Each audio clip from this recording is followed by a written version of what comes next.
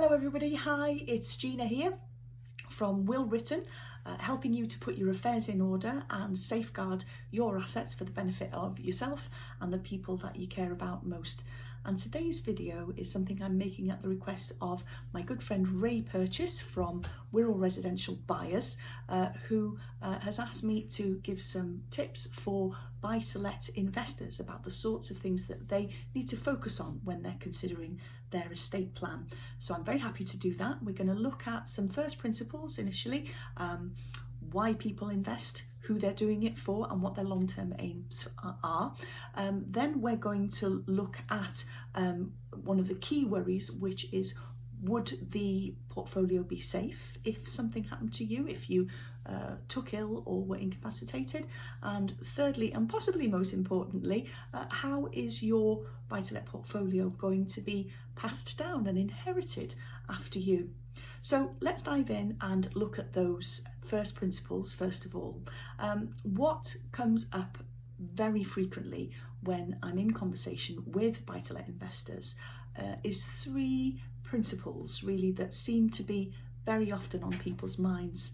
The first one really is that they are investing for income and for later life.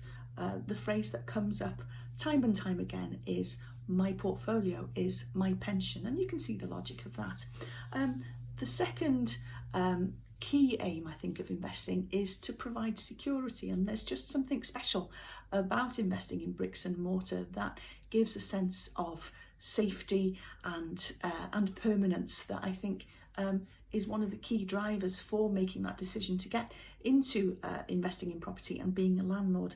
And the third key reason that people have for investing in property is to provide long-term security for their family, possibly across many generations. Now, that's all great, but there are problems that can get in the way unexpectedly as the years go by, but you can make those problems go away or cut them right down to size if you make some sensible estate planning decisions. So let's look first of all at that whole question of retirement and later life and retirement income. Now, the thing about a buy-to-let portfolio is, yes, it's going to derive an income for you, but it's very rarely a passive income, unfortunately. A buy-to-let portfolio requires constant attention. You've got repairs, you've got tenants constantly on your back, you've got the mortgage company to keep happy, you've got taxes to pay, there's all kinds of stuff. So you can rarely take your eye off the ball, even when you've delegated most of the hard work to your letting agent, which brings up this challenge. Well, what would happen if you weren't well enough to do all this work yourself? Either you're getting older and you're starting to get a bit frail, or unexpectedly you take sick, some awful illness befalls you. Now, if that were to happen to you and you hadn't got anything in place, then the people closest to you, they wouldn't automatically actually have the right to step in and run the portfolio for you, unless they were co-owners of that portfolio with you, of course.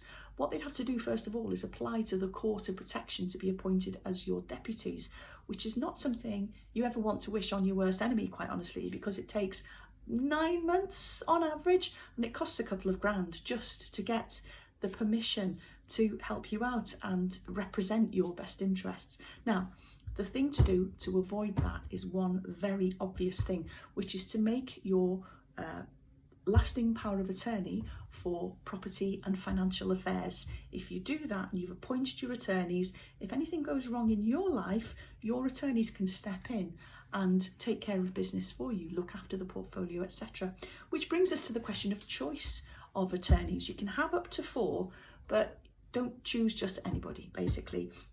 Who you should choose to be your attorney should be trustworthy and honest, obviously, but they should also have a good, sensible head on their shoulders and be competent with paperwork and stuff like that, and just have the confidence to be able to step into your shoes and pick up the threads and carry on with the portfolio on your behalf, either temporarily until you get better, or in the long term if it's a more permanent illness or problem that you have there. If you've got that in place, anything that goes wrong in your life is covered. You've got somebody you can fall back on.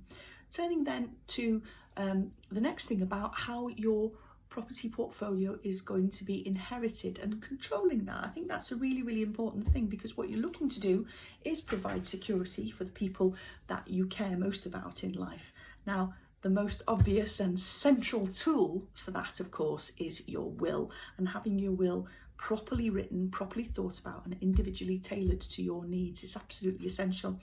Again, a really, really key decision is choice of executor. Your executor should have all the same qualities as your chosen attorney, because your executor is the person or the people who will be putting your affairs in order in the immediate wake of your death.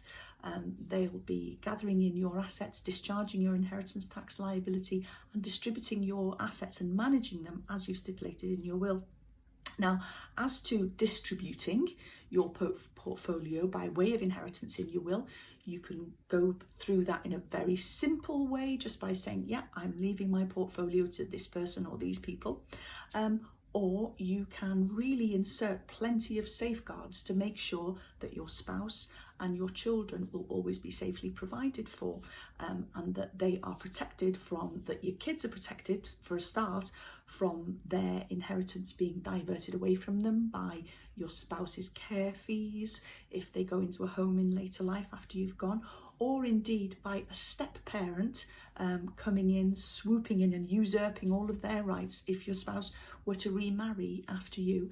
And also another thing that you can do is you can protect your children for after they've received their inheritance.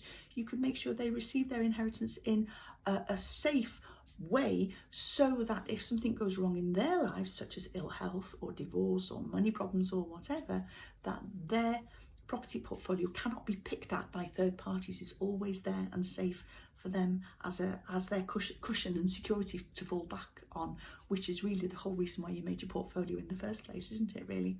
Now, another major challenge that faces a lot of buy-to-let portfolio owners is inheritance tax. It's really easy through acquiring properties to run into the realms of some fairly hefty inheritance tax liabilities, and it can be quite hair-raising.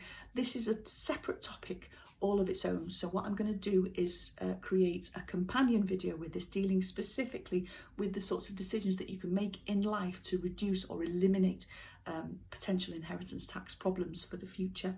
So I hope all that was helpful. You're probably wondering where to go from here.